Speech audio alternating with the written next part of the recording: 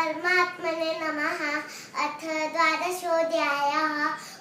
अर्जुन उवाच एवं सततयुक्ताये भक्तास्त्वां पर्युपासते ये चाप्यक्षरमव्यक्तं तेषां के योगविद्तमः। श्रीभगवानुवाच मय्यावेशमनो ये मां नित्ययुक्ता उपासते श्रद्धया परयोपेतास्ते मे युक्ततमः। एकक्षरमनिर्देशमव्यक्तं पर्युपासते सर्वत्र चिन्त्यं च भूतसमचलं ध्रुवं संनियमेन्द्रियग्रामं सर्वत्र समभूतयः ते प्राप्नुवन्ति मामेव सर्वभूतहिते रताः। क्लेशोऽधिकतरस्तेषाम् अव्यक्तासक्तचेतसा अव्यक्ता हि गतिर्दुःखं देरवद्भिर्वाप्यते।